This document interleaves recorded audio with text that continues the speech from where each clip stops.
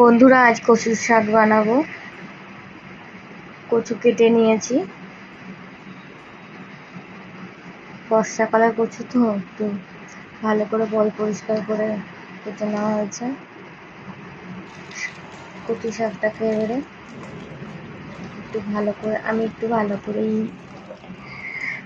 দু তিনবার করে আমার একটু অভ্যাস, 2-3 বার করে ধোয়াটা। তো জিনিসটা ভালো করে ধুয়ে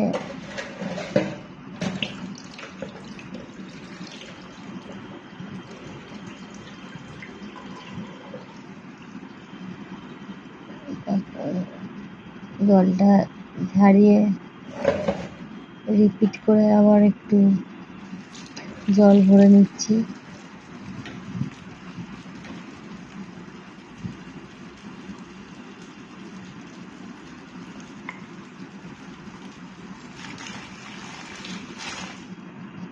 যেহেতু একটু এর মধ্যে একটু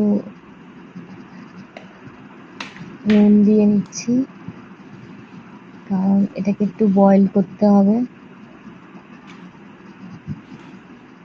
কচু শাক বয়েল করে নিলে ইচিংয়ের ব্যাপারটা যেটা হয়, গলা কিটো সবার, সেক্ষেত্রে একটু কমই থাকে। ভালো করে একটু ডুবিয়ে দিতে হবে সব, যাতে জলের কাছটায় থাকে কাচিনে। এরপর গ্যাস জ্বালিয়ে ঢাকা দিয়ে কিছুক্ষণ স্টিম হওয়ার জন্য বসিয়ে দিতে হবে।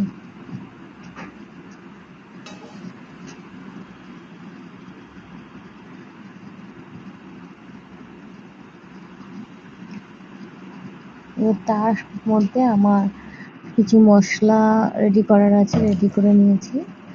আর এই কচু শাকটা বয়েল করে ছেঁকে নিলাম জলটা।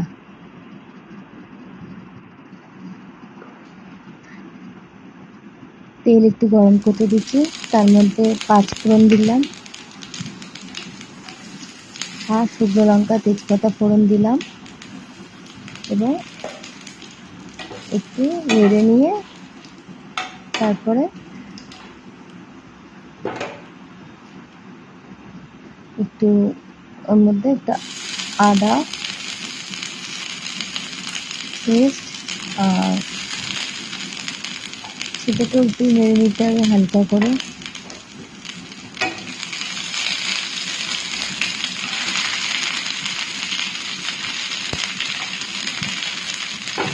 আর এরপর টমেটো দিয়ে দিলাম।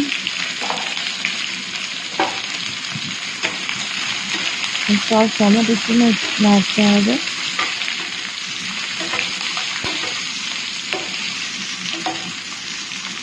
মশলাটা হালকা হালকা ভাজা হয়ে আসলে, একটু হালকা অতটাও ভাজা না, এটা হালকা হলে,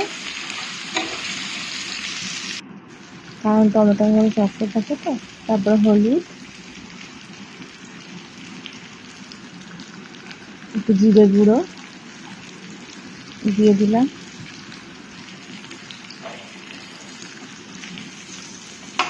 দিয়ে একটু মশলাটাকে একটু নাড়তে হবে। দেখুন মশলাটা একটু ভাজা ভাজা হয়ে আসলো।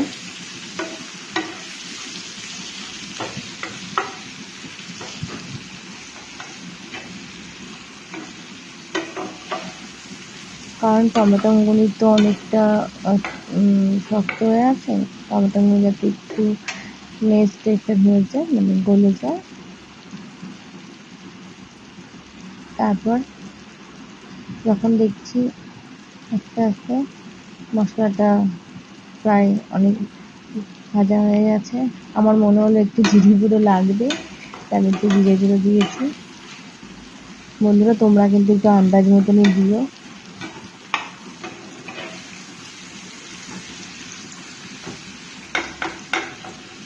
তো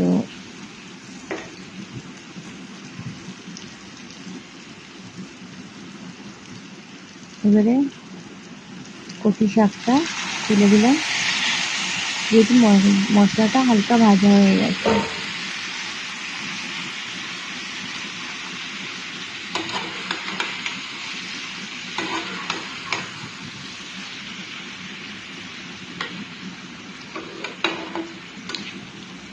দিয়ে একটু ভালো করে নাড়তে হবে।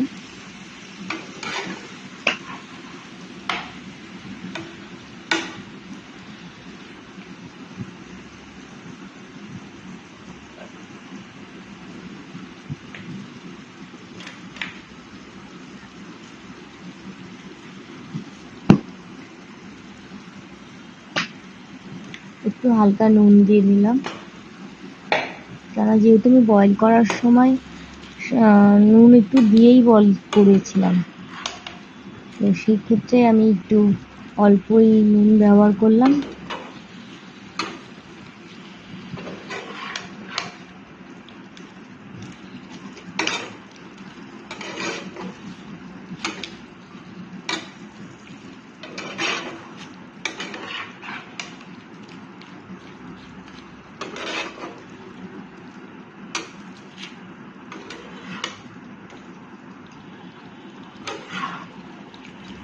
মশলাটা একটু, সবজিটা একটু নাড়তে হবে আস্তে আস্তে।